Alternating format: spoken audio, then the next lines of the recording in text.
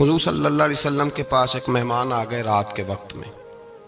جب وہ آئے تو حضور نے پوچھا کھانا کھانا ہے؟ تو انہوں نے کہا کھانا ہے. جھوٹ اور بھوک کو جمع کرنا منع ہے. کہا جی کھانا ہے. تو حضور صلی اللہ علیہ وسلم نے فرمایا ازواج مطہرات کے گھروں میں پتہ کرو کچھ ہے. حضرت ام سلمہ کے گھر میں پتہ کیا تو کہا یا رسول اللہ 4 دن سے روٹی نہیں پکی. حضرت زینب سے پوچھا تو کہا حضور کئی دن سے چولہا ہی نہیں جلایا. حضرت عائشہ صدیقہ، حضرت میمونہ، حضرت سودا، تمام گھروں سے بظاہر یہ 2 جہاں کے شاہ ہیں پر پاس کچھ رکھتے نہیں. 2 جہاں کی نعمتیں ہیں ان کے خالی ہاتھ میں. ہر چیز ہے پر فقر اختیاری ہے. کوئی شے نہ ملی تو نبی پاک صلی اللہ علیہ وسلم نے مسجد میں اعلان کیا، فرمایا کون ہے جو میرے مہمان کو روٹی کھلائے. ان لفظوں کا حسن کوئی حسن والا ہی سمجھ سکتا ہے. فرمایا کون ہے جو میرے مہمان کو کھانا کھلائے. تو ایک صحابی لے گئے اور اٹھے وہ صحابی جو صحابہ میں غریب تھے، ایک انصاری جو غریب آدمی تھے. بہت زیادہ امیر آدمی اللہ کی راہ میں خرچ نہیں کر پاتا، اس کے لیے مشکل ہو جاتا ہے. اس کے لیے بہت امیر آدمی جو ہوتا ہے نا، وہ جتنا زیادہ امیر ہوتا ہے نا اتنی دیوار اس کے گرد کھڑی ہو جاتی ہے پیسوں کی، مشکل ہو جاتا ہے اس کے لیے. غریب آدمی کھڑے ہوئے. اگرچہ میرے محبوب کے غلاموں میں جو بڑے امیر تھے وہ بھی خرچ کرنے میں بڑے آگے تھے. حضرت عثمان غنی رضی اللہ تعالیٰ عنہ، حضرت عبد الرحمن ابن عوف، حضرت ابو بکر صدیق رضی اللہ. لیکن یہ غریب آدمی کا حضور میں لے جاؤں گا، میں لے کے جاؤں گا. اور یہ بخاری مسلم ہے. حضور نے فرمایا لے جاؤ. وہ اب صحابی گھر لے گئے اور بیوی سے مشورہ کیا. بات پہ غور کرنا، ہر چیز کی بھوک دیکھی جا سکتی ہے، بچوں کی نہیں دیکھی جا سکتی. وہ انصاری حضور کے مہمان کو گھر لے گئے، جا کے بیوی سے مشورہ کیا. کہا بھلی مانس گھر میں کچھ ہے؟ تو اس نے کہا تھوڑا سا بچوں کے لیے کھانا رکھا ہے. بچوں کے لیے. بچے تو بزدل کر دیتے ہیں، بچے تو آدمی کو بزدل کر دیتے ہیں، بچے تو مار دیتے ہیں، کلیجہ پھٹ جاتا ہے بچہ بھوکا ہو تو، نیند نہیں آتی. اب صحابی اپنی بیوی سے کیا کہتے ہیں؟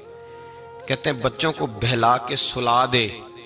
اور رسول اللہ کے لیے نہیں، رسول اللہ کے مہمان کے لیے. بھئی نبی پاک کے لیے نہیں، حضور کے. تجھ سے در در سے سگ اور سگ سے ہے مجھ کو نسبت. میری گردن میں بھی ہے دور کا پٹکا تیرا، تجھ سے در در سے سگ سگ سے ہے مجھ کو نسبت. لمبی بات ہے. کہ بچوں کو سلا دو. بی بی نے بچوں کو سلا دیا تو میاں بیوی کا مشورہ ہوا کہ مہمان کے ساتھ بیٹھ کے روٹی کھانا بھی سنت ہے. تو اب مہمان کے ساتھ بیٹھ کے کھانا بھی ہے تو کھانا ہے 1-2 آدمی کا. اب خاوند اپنی بیوی کو تیار کرتا ہے کہ میں بھی کھانے پہ بیٹھ جاؤں گا، تو بھی بیٹھ جانا. اور جب مہمان کھانے میں ہاتھ ڈال لے تو اٹھنا، کہنا او ہو دیا تو صحیح کیا ہی نہیں، ابھی بجھ جائے گا. اور جا کے دیا بجھا دینا. ہم ہاتھ ہلاتے رہیں گے، مہمان روٹی کھاتا رہے گا. اور یار اس درد کو، اس کیف کو سمجھو. گھر میں بچے بھی بھوکے، بچوں کی ماں بھی بھوکی، بچوں کا باپ بھی بھوکا. دسترخوان پہ روٹی لگ گئی، روٹیاں چون ڈالیں. بی بی اٹھی کہنے لگی او ہو چراغ تو صحیح کیا ہی نہیں، یہ تو بجھ جائے گا. حوصلے مند بی بی جس نے بچے بھوکے سلا دیے. وہ بھوکے سوئے ہوئے بچوں کی بھوکی اماں اٹھی اور اپنے خامند کی تابع داری میں اٹھی. میں گڈی تے ہتھ ڈور سجن دے، وہ جنج رکھے اونج رہنا ہے. اٹھی اور اس نے نہ دیا ٹھیک کرنے کے بہانے بجھا دیا. مہمان روٹی کھاتا رہا اور رسول اللہ کے نوکر قربانی دیتے رہے. وہ روٹی کھا کے سیر ہو کے بستر بچھایا تو سو گیا. یہ میاں بیوی ساری رات بچوں کی طرف دیکھتے رہے اور غور کرتے رہے اور راضی رہے کہ ہم نے حضور کا فریضہ نبھایا ہے. قربان جاؤں محبوب پہ، بے خبر ہو جو غلاموں سے وہ آقا کیا ہے. وہ صحابہ وہ اگر قربانیاں دیتے تھے تو جو اعزاز ملتا تھا وہ بھی بڑا شان والا ہے. صحابی کہتے ہیں میں فجر کی نماز پڑھنے مسجد آیا، پہلا قدم رکھا تو میرے کریم بولے. حضور نے فرمایا رات جو تو نے اور تیری بیوی نے عمل کیا ہے خدا کو بھی بڑا پسند آیا ہے، محمد مصطفیٰ کو بھی بڑا پسند آیا. اور پھر ایک لفظ اور ہے حدیث میں، ایک روایت میں کچھ جملے اور بھی ہیں. حضور نے فرمایا جب تو اور تیری بیوی رات مہمان کے ساتھ احسار کر رہے تھے نا تو عرش کا مالک تمہیں مسکرا مسکرا کے دیکھ رہا تھا. رب تمہیں دیکھ کے مسکرا رہا تھا، رب تمہیں دیکھ کے مسکرا، تر دامنی پہ شیخ ہماری نہ جائیے، ہم دامن نچوڑ دیں تو فرشتے وضو کریں۔ فرمایا وہ مسکرا رہا تھا کہ میرے بندے میرے رسول کی رضا کے لیے کیا کر رہے ہیں۔ اور صاحب دیکھو، نبی پاک کے لیے نہیں، خاندان کے لیے نہیں، خاندان نبوت کے لیے نہیں، حضور کے نہ سمجھیں یار، اس پہلو کو سمجھیں، نبی پاک کے بریلی کے امام بول پڑے، فرمانے لگے تجھ سے در، در سے سگ، سگ سے ہے مجھ کو نسبت، تجھ سے در، در سے سگ کتے کو کہتے ہیں فارسی میں۔ فرماتے ہیں محبوب تیرا دروازہ اور دروازے پہ کتا اور کتے کے پاس میں بیٹھا ہوں، چلو کتے کے پاس تو بیٹھا ہوں نا، میری گردن میں بھی کوئی تو پٹکا آیا ہی ہے نا، تجھ سے در، در سے سگ اور سگ سے ہے مجھ کو نسبت، چلو میری گردن میں بھی ہے دور کا پٹکا تیرا۔ قرآن مجید بول اٹھا، رب کریم نے فرمایا حبیب یہ تیرے غلام وہ ہیں کہ وَيُقْسِرُونَ عَلَىٰ أَنفُسِهِمْ وَلَوْ كَانَ بِهِمْ خَصَاصَةٌ، فرمایا ان کا حال یہ ہے کہ جس چیز کی شدید حاجت ہوتی ہے وہ بھی اپنے بھائیوں پہ قربان کر دیتے ہیں، وہ دے دیتے ہیں تیرے نام پہ۔ جب مکے والے مدینے آئے انصار مدینہ تو میرے مصطفیٰ کریم نے فرمایا نہ تمہاری نسلیں ایک ہیں نہ قبیلے ایک ہیں، لیکن تمہارا نبی ایک ہے، تمہارا رسول ایک، خدا ایک، کتاب ایک، تمہارا میری وجہ سے رشتہ ہے، چلو اپنے بھائیوں کے ساتھ احسار کرو، چلو احسار کرو۔ اگر کسی کے 2 مکان تھے تو اس نے ایک اس کو دے دیا جو مکے سے آیا تھا، 2 باغ تھے تو ایک دے دیا، کسی کے پاس ایک تھا تو آدھا بانٹ کے دے دیا، ہر چیز تقسیم کر دی۔ حالات بدل جاتے ہیں، حالات بدل جاتے ہیں، تلک الایام نداولھا بین الناس، اللہ لوگوں کے درمیان دن بدل دیتا ہے، حالات بدل گئے، بڑا مال غنیمت آیا، بنو نزیر کا علاقہ فتح ہوا تو میرے رسول پاک صلی اللہ تعالیٰ علیہ وسلم نے انصار مدینہ کو اکٹھا کیا، فرمایا بھئی مال اب بڑا آ گیا ہے، 2 باتیں، یہاں تو اس طرح کرتے ہیں کہ میں ان کو کہتا ہوں جو مکے سے آئے تھے کہ جتنی تمہاری جائیدادیں باغ انہوں نے لیے ہیں واپس کر دیتے ہیں تمہیں، اور جو مال آیا ہے وہ بھی تم میں سے آدھا آدھا دونوں کے درمیان بانٹ دیتے ہیں، یا جیسے تمہارا دل چاہے، تمہارے مال بھی واپس کرتے ہیں اور جو وہاں سے مال آیا وہ تمہارے بیچ بانٹ دیتے ہیں، یا اگر تم کہو تو یہ مال ان کو دے دیتے ہیں مہاجرین کو اور تمہیں تمہارے مال واپس مل جاتے ہیں۔ حضور نے پوچھا انصار مدینہ سے، حضرت سعد بن معاذ، سعد بن عبادہ تڑپ کے کھڑے ہوئے، عرض کی محبوبہ میں تو ابو بکر کو جانتا ہی نہیں تھا، حضور مجھے کیا پتا عمر کون ہے، میں کیا جانوں عثمان غنی مولا علی کی عظمتوں کو، محبوبہ میں نے تو تجھے ان کی طرف مسکرا کے دیکھتے ہوئے دیکھا ہے، تیرا جلوہ دیکھا ہے، تجھ سے در در سے سگ سگ سے ہے مجھ کو نسبت، یا رسول اللہ صلی اللہ علیہ وسلم ہم سے مشورہ نہ کریں، آپ اس طرح کریں جو جائیدادیں ہم نے انہیں دی ہیں وہ بھی ان کے پاس رہنے دیں اور جو مال آیا ہے وہ بھی ان میں تقسیم کر دیں، اس لیے کہ ہمیں تو بس اتنا پتا ہے کہ یہ آپ کے غلام ہیں، آپ کے نوکر ہیں، ہمیں اس سے زیادہ کسی چیز کے کوئی غرض، بس آپ کے غلام ہے، بات ختم ہو گئی۔ حضور خاموش ہو گئے، صحابہ کہتے ہیں دیر کے بعد ہم نے کہا فیصلہ ہونا چاہیے، فیصلہ پتہ کیا ہوا؟ حضور نے ہاتھ اٹھائے، کہا اے اللہ میرے مدینے والوں پہ رحم فرما، اے اللہ میرے انصار پہ رحم فرما، اللہ ان کے جذبے قبول فرما۔ بھائی احسار والی زندگی وہ کیا بات ہوئی کہ میں نے بڑی قربانی دی ہے، اور جب تک تو قربانی نہیں دیتا تو قدر والا نہیں ہوتا، جو چیز قربانی سے حاصل ہوتی ہے اس کی قدر ہوتی ہے، جو چیز مفت میں آ جاتی ہے اس کی کوئی قدر نہیں ہوتی، کوئی قدر نہیں۔ میں اکثر سوچتا ہوں کہ حضرت خواجہ اجمیری کے خلیفے اجمیر میں بھی تو ہونے چاہیے تھے نا، لیکن ان کے خلیفے اجمیر میں نہیں ہوئے، دلی میں ہوئے، تو میں سوچتا ہوں دلی والوں کے خلیفے دلی میں ہونے چاہیے، لیکن دلی میں نہیں ہوئے، پاک پتن میں ہوئے، تو پاک پتن والوں کے یہاں ہو جاتے، وہ اس لیے کہ قربانی جو دیتا ہے نا، جو دور سے چل کے آتا ہے وہ قربانی کرتا ہے، قربانی دیتا ہے، اس کو قدر زیادہ ہوتی ہے۔ ہم نے کسی شے کے لیے کبھی قربانی نہیں دی، نہ دین کے لیے، نہ قرآن کے لیے، نہ مسجد کے لیے، نہ شیخ کے لیے، نہ طریقت کے لیے، قربانی تو ہے ہی نہیں، تو جو شے مفت ملتی ہے اس کا نہ مزہ آتا ہے نہ قدر ہوتی ہے۔ جو چیز قربانی کر کے لیتے ہو نا، قربانی کر کے اس کی قدر ہوتی ہے۔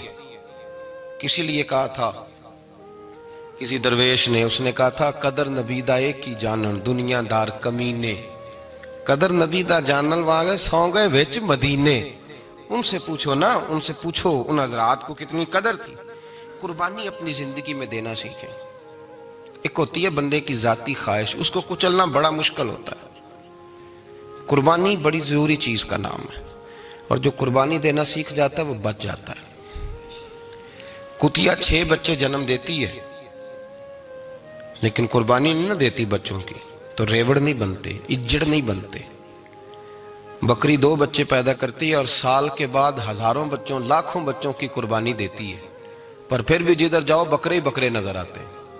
جو قربانی دینا سیکھ جاتا ہے نا، یزید نے کوئی قربانی نہیں دی، اس لیے کوئی شخص بھی کھڑا ہو کے نہیں کہتا، حالانکہ 14-15 بیٹے تھے یزید کے، کوئی بھی کھڑا ہو کے نہیں کہتا میں اس کی نسل میں سے ہوں.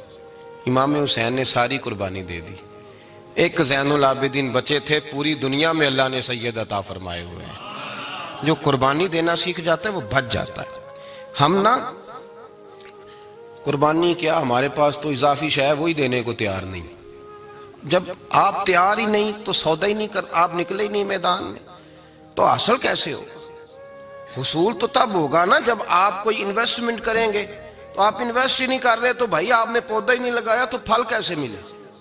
قربانی نہیں دی تو وہ درجہ کیسے ملے؟ اس کے لیے تو قربانی ضروری ہے. اب تمام صحابہ کی زندگی پڑھ لیں، حضرت ابو بکر سے لے کر حضرت بلال تک، یہ سارے قربانی والے ہیں. آپ تمام اولیاء کی صفت پڑھ لیں، حضرت غوث اعظم، جیلانی، داتا علی اجویری، خواجہ معین الدین، یہ سب قربانی والے لوگ ہیں. قربانی دیتے رہے تو بچے ہوئے. ان کے جو ساتھ تھے وہ بھی قربانیوں والے تھے. قربانی حصہ ہے طریقت کا، قربانی ضروری ہے. اور ہمارے صوفیاء تو کہتے ہیں جس شخص نے تصوف میں آ کے قربانی نہیں دی. بزرگوں کے پاس ایک شخص آیا، غالباً خواجہ نظام الدین محبوب الہی کی بات ہے، میرے ذہن میں نام پورا نہیں سما رہا. تو ایک مرید نے آ کے کہا حضور زکوٰۃ کتنی دینی ہے؟ فرمایا 2.5%. تھوڑی دیر کے بعد حضرت نصیر الدین چراغ دہلوی آ گئے، کہا حضور اللہ کے راستے میں کتنے دینے ہیں؟ فرمایا 50%. ایک ساتھی قریب بیٹھا تھا، اس نے کہا پہلے کے لیے 2.5% کا فتویٰ تھا، اس کو کہہ دیا دے دے. چند منٹ گزرے تو حضرت امیر خسرو بھی آ گئے، کہا حضور زکوٰۃ کتنی دینی ہے؟ فرمایا جو ہے سارا ہی لے آ، تیری 100% ہے. تو وہ ساتھی جو قریب بیٹھے تھے اس نے کہا بابا فتوے علیحدہ ہیں. فرمایا فتویٰ ایک ہی ہے، بندے علیحدہ ہے. فتویٰ ایک ہی ہے، مجھے پتہ ہے کون کتنے دے سکتا ہے. وہ جس کو میں نے 2.5% کہا ہے وہ بھی جا کے حساب کتاب کرے گا، اس نے 2.5 بھی پورا نہیں دینا. فرمایا جس امیر خسرو کو میں نے کہا نا سارا لے آ، اس کا دل کرے گا میں اپنا مکان بھی توڑ کے لے آؤں. میں نے فتویٰ ایک ہے، بندہ دیکھ کے بات کی ہے. بھائی قربانی نہیں ہے، اظہار ہی نہیں ہے، جذبہ ہی نہیں ہے، ہمارا مزاج ہی نہیں ہے. لیکن نا یہ اب ایک تو شریعت کی قربانی ہے نا، یہ تو اس پہ بھی لوگ بڑا سوچیں گے، اس پہ بھی لوگ بڑا سوچیں گے. فتوے پوچھتے پھریں گے کہ جی میرے اوپر تو ابھی میں نے تو 15,500 قرضہ دینا ہے، دوں کہ نہ دوں، کون سی دوں؟ فتوے پوچھیں گے. دینے کی دفعہ فتوے پوچھیں گے اور لینے کی دفعہ چھٹی، جو آتا ہے آنے دو. کبھی لینے کی دفعہ بھی فتویٰ پوچھنا صاحب کہ یہ مجھے اتنا مال آ رہا لے لوں کہ نہ لوں. وہ لے لیا، قابو کر لیا. جب دینے کی باری آئی تو فتویٰ احصار کرے. اور احصار صفت ہے مسلمان کی، یہ احصار کرنے لگتا ہے تو بچنے لگ جاتا ہے، اس کا فائدہ ہونے لگ جاتا ہے. قربانی دینے لگ جاتا ہے تو بچ جاتا ہے. کسی نے کہا تھا سن اے مسلمان، یہ نقطہ فیض قرآنی میں ہے، عظمت و اسلام اور مسلم صرف قربانی میں ہے. اگر تو جینا چاہتا ہے تو قربان ہو، اپنے مزاج میں قربانی. اور ایک عیسائی اسکالر تھا امریکہ کا، صرف ایک حدیث پڑھ کے مسلمان ہو گیا، کلمہ ہی پڑھ گیا. حدیث کیا ہے؟ جنگ یرموک ہے. تو 7 صحابہ زخمی ہیں، چور چور زخموں سے لیٹے ہوئے، گرمی بڑی شدید ہے. العطش العطش، پیاس پیاس پیاس پکارے ایک صحابی. ایک آدمی دوڑا دوڑا آیا، پانی کا برتن ہاتھ میں ہے، اس کے منہ کے قریب پانی کیا تو قریب ایک اور زخمی نے کہا میں بھی پیاسا ہوں. زخموں سے چور چور شخص نے، میدان میں پڑے ہوئے آدمی نے کہا یار پہلے اسے پلا دو، وہ زیادہ پیاسا ہے. وہ کہتا ہے میں جب اس کے پاس گیا، اس کو پانی دینے لگا تو ایک آدمی قریب سے اور بولا یار میرے تو زبان پہ زخم ہے، دوڑ کے آؤ، بڑی پیاس ہے۔ کہتا میں نے پانی کا کٹورا اس کے قریب جو کیا تو چوتھا بول پڑا۔ اس نے کہا ادھر لے جاؤ یار، میرا گزارا ہو جائے گا، کام چل جائے گا۔ وہ کہتا پانچواں بول پڑا تو چوتھے نے انکار کر دیا، میں نہیں پیوں گا، پہلے اس کے پاس لے جاؤ۔ کہتا حد ہو گئی۔ ساتویں تک میں آیا، اور جب میں ساتویں تک آیا تو پہلے نے پھر چیخ ماری۔ تو فرماتے ہیں وہ ساتواں کہنے لگا نہیں ادھر لے جا یار، اس کو پیاس زیادہ لگی ہوئی ہے۔ کہتے ہیں جب میں اس تک گیا تو وہ جام شہادت نوش کر چکا تھا۔ پلٹ کے دوسرے کے پاس آیا تو وہ بھی فوت ہو گیا۔ تیسرے کے پاس آیا تو وہ بھی رب کریم کی بارگاہ ناز میں حاضر ہو گیا۔ ساتوں شہید ہو گئے۔ تو پانی کا کٹورا میرے ہاتھ میں رہا۔ میں کبھی آسمان دیکھتا، کبھی زمین دیکھتا، کبھی پانی دیکھتا، کبھی میں ان 7 شہیدوں کے چہرے دیکھتا۔ پھر دل میں خیال آیا یہ تو گردنیں کاٹنے والے تھے، یہ تو ایک دوسرے کو قتل کرنے والے تھے، یہ تو خون پینے والے تھے۔ آج یہ سارے اس لیے کر رہے ہیں کہ سارے محمد عربی کے غلام بن گئے، رسول اللہ صلی اللہ علیہ وسلم کے نوکر بن گئے۔ وہ کہتا میں نے حدیث پڑھی تو میں مسلمان ہو گیا۔ میں نے کہا یہ جذبے دنیا دار بندہ پیدا نہیں کر سکتا، یہ جس نے جذبہ پیدا کیا ہے وہ اللہ کا سچا رسول ہے۔ میرے بھائی اظہار کا مزاج پیدا کریں۔ قربانی تو نہیں رہی معاشرے میں، اظہار ہی تو نہیں ہے۔ ہم روایتیں پڑھتے ہیں، سنتے ہیں، لیکن آپ یقین کریں پنکھے کے نیچے مسجد میں ایک دوسرے کو جگہ دینے کو تیار نہیں۔ پھر پنکھا ہے نا چل رہا ہے تو کوشش ہے کہ مجھے عین اس جگہ ملے جہاں پنکھا چل رہا ہے۔ اتنا بھی اظہار کرنے کو لوگ تیار نہیں، اتنا بھی۔ اور درجے بڑے بڑے لینے چاہتے ہیں، بڑے بڑے درجے۔ وہ ہمارے پاس لوگ آتے ہیں، 2-4 لفظ لکھے ہوتے ہیں نا نام کے ساتھ، کوئی علامہ لکھ دیتا ہے، کوئی پیر صاحب لکھ دیتا ہے، تو لوگ بڑی باتیں پوچھ لیتے ہیں۔ کئی دفعہ آ کے پوچھتے ہیں میرا زیارت کرنے کو دل کرتا ہے۔ میں کہتا ہوں یار تو نے آخری سیڑھی پہ پیر رکھ دیا ہے، بالکل آخری پہ۔ دل تو تیرا جس چیز کو کرے گا تو وہ کرنے لگ جائے گا۔ پہلے شروع تو حضرت جنید بغدادی رحمت اللہ تعالی علیہ، وہ دریا کنارے کھڑے تھے تو آپ دریا کے اندر پیر رکھا آگے جانے کے لیے۔ یہ اعلیٰ حضرت نے لکھا ہے واقعہ ملفوظات شریف میں۔ دریا پار کرنے کے لیے پیر رکھا تو ایک شخص کہنے لگا حضور مجھے بھی ساتھ لے لیں۔ آپ نے فرمایا میں دریا پار کروں گا تو اس طرح کرنا، میرا کرتا پکڑ لے اور یا جنید یا جنید کہنا شروع کر دے۔ یا جنید یا جنید، اس پہ فتویٰ بھی لگ جاتا ہے، پر کیا کرے، مسئلہ تو صحیح ہے نا۔ تو پیر میرا پیچھے سے کرتا پکڑ لے اور یا جنید کہا ہے۔ وہ کہتا ہے پیر رکھا نا حضرت نے پانی میں تو میں بھی پیچھے۔ تو حضرت جنید بغدادی کیا کہتے ہیں یا رحمان یا اللہ، یا رحمان یا اللہ، وہ خود یہ پڑھ رہے ہیں اور مجھے لگایا یا جنید پہ۔ کہتے ہیں دریا میں وہ بھی چلنے لگے تو میں بھی، یوں لگا جیسے پکے فرش پہ چل رہے ہیں۔ کہتے ہیں تھوڑا سا گزرا تو میں نے کہا بابا خود یا رحمان یا اللہ کہہ رہا ہے اور مجھے یا جنید پہ لگایا ہوا ہے، تو چلو میں بھی یا رحمان یا اللہ پڑھتا ہوں۔ کہتے ہیں میں نے یا رحمان یا اللہ کہا تو میں ڈوبنے لگ گیا، دریا میں ڈوبنے لگا۔ تو حضرت فرمانے لگے تجھے کہا نا یا جنید کہہ، کہتے پھر یا جنید کا تو پھر اوپر آ گیا۔ تھوڑا اور جا کے اب شیطان باز تو آتا نہیں، الذی یوسوس فی صدور الناس، یہ جاتا تو دل تک ہے نا، باز تو آتا نہیں۔ دن میں 36 دفعہ تو مشورہ دیتا ہے کہ سیدھی نماز پڑھو، یہ کس چکر میں لگ گئے، روز تو تقریر کرتا ہے۔ کہتا پھر دل میں وسوسہ آیا تو پھر میں نے جا کے کہا کہ یہ مجھے خود یا رحمان یا اللہ اور میں یا جنید۔ پھر میں نے کہا یا رحمان یا اللہ تو پھر ڈوبنے لگا۔ کہتے ہیں بابے نے پکڑ کے نکالا، کہا چپ کر کے یا جنید کہہ اگر پار جانا ہے تو یا جنید کہہ۔ کہتے کنارہ آ گیا تو میرے دل میں خود ہی تھی، وسوسہ تھا کہ بابا تو یا رحمان یا اللہ کہے تو ترے، میں کہوں تو ڈوبے۔ میرے دل میں وسوسہ تھا۔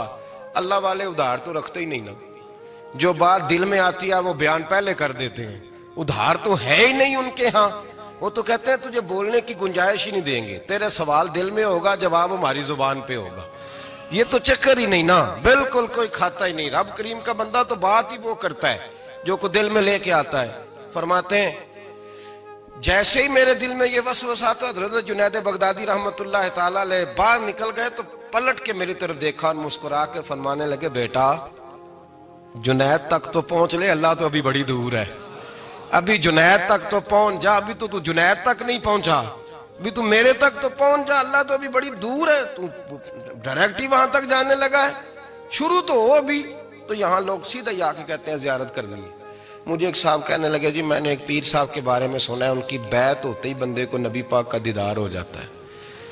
میں نے کہا ٹھہر جا ذرا، اس کو بھی کہہ بریک پہ پیر رکھے، بیعت کرتے ہی دیدار ہو جاتا ہے۔ یہ کوئی لوٹ سیل ہے؟ زندگی گزر جاتی ہے انسان کی، مر جاتا ہے، اور جس کو حضور کا دیدار ہو پھر بچ جائے، پھر قائم رہے، پھر اس کی زندگی نہ بدلے، پھر اس کا دنیا سے کوئی تعلق رہ جائے۔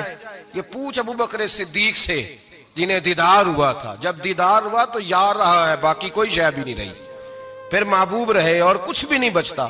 تو وہ کس طرح کا ہے جو دیدار بھی کراتا ہے اور پھر کہتا جاؤ دکان بھی کھول لو جا کے؟ یہ کیسی بات؟ وہ ایک منزل ہے، وہ اپنی جگہ پہ آ کے آتی ہے، اور یہی بہتر ہے کہ پردوں میں وہ پردہ پوش رہے۔ وہ اگر پردے اٹھا دے تو کسے ہوش رہے، پھر مشکل ہو جاتا ہے معاملہ، مشکل ہو جاتا ہے۔ تو بھائی یاد رکھیں، قربانی دینا سیکھیں، اثار کرنا سیکھیں، اور صفر سے شروع کریں۔ زندگی میں ہم لینے کے چکر میں پڑ جاتے ہیں تو نقصان اٹھاتے ہیں۔ عقل کے گھوڑے کم دوڑائیں، محبت کے ساتھ عمل زیادہ کریں، دماغ کا استعمال کم کریں اور عمل زیادہ کریں، زیادہ عمل کریں، ورنہ شیطان تو نماز بھی نہیں پڑھنے دے گا۔ وہ تو کہے گا کہ جناب چلو ٹھیک ہے اللہ نے معاف ہی کر دینا ہے نا، وہ تو کچھ بھی نہیں کرنے دے گا۔ دماغ کا استعمال کم کریں اور عمل زیادہ کریں، جد و جہد زیادہ کریں، اظہار کریں، قربانی کریں، اپنی زندگی میں کریں، کسی کے لیے کچھ اظہار کریں، کسی کو کچھ دیں۔ یہ جو ہم اولاد کے لیے قربانی دیتے ہیں نا، تو یہ قربانی نہیں ہوتی، یہ لالچ ہوتا ہے، یہ سودا ہے۔ پتہ ہے آپ کو یہ سودا ہے؟ ہم بچپن میں ان کی خدمت کریں گے، یہ بڑھاپے میں ہماری خدمت کریں گے، تو یہ تو تجارت ہے، یہ کوئی اصول نہیں۔ میرے بچے بڑے ہو گئے تو مجھے خیر صلی اللہ، یہ تجارت ہے بھائی، یہ تجارت ہے، یہ قربانی نہیں، تو تجارت ہے۔ یہ آپ جو کر رہے ہیں یہ تو کمیٹی ڈال رہے ہیں آپ، اور چونکہ نیت یہ ہوتی ہے خدمت کی، تو پھر نصیب والوں کو خدمت ملتی ہے، قسمت والوں کو ملتی ہے۔ ورنہ بچے کہتے ہیں ابا جی ٹھیک ہے آپ نے ہماری خدمت کی تو سارے کرتے ہیں، آپ نے کوئی نوکی تھوڑی کی ہے، چھٹی آپ وہاں بیٹھیں، چائے ملے گی وقت پہ پہنچے گی، لیکن آپ مداخلت نہ کریں کسی چیز کے اندر، تجارت نہ کریں، اظہار کریں، قربانی کریں۔ ہمارے صوفیاء یہ کہتے ہیں اولاد سے بھی توقع نہ کرو خدمت کی، نہ توقع کرو، بس یہ کہو کہ میرا رب مجھے بڑھاپے۔ دیکھیں نا نبی پاک صلی اللہ علیہ وسلم نے دعا مانگی، اے اللہ ارذل العمر ہونے سے بچا، عمر کے اس حصے سے بچا جس میں دوسروں پر انسان بوجھ بن جاتا ہے، دعا مانگ۔ تو یہ لالچ بھی نہ کبھی زندگی میں رکھیں کہ میری فلاں آدمی خدمت کرے گا، یہ لالچ بھی برا ہے، اس پر بھی توجہ نہ کریں۔ اپنی دنیا آپ پیدا کر اگر زندوں میں ہے، سر آدم ہے، ضمیر کن فکاں ہے زندگی، یاد رکھیں۔ ہوش آنے سے لے کر اپنا یہ ذہن بنا لیں کہ میں آج سے اپنے آپ کو خود چلاؤں گا، میں سایہ دوں گا، بھکاری مان کے کبھی کسی سے سہارا مانگوں گا نہیں، سہارا دیں، کسی کے لیے قربانی دیں، اظہار کریں، جد و جہد کریں۔ جو چیز آپ کے بس میں ہے وہ تو ہے، جو بس میں نہیں اس میں بھی کوشش کرنے کی آپ کوشش کریں، تگ و دو کریں۔ قربانی سے انسان سنور جاتا ہے، بن جاتا ہے۔ اللہ تبارک و تعالی ہمیں سنورنے اور بن جانے کی توفیق عطا فرمائے۔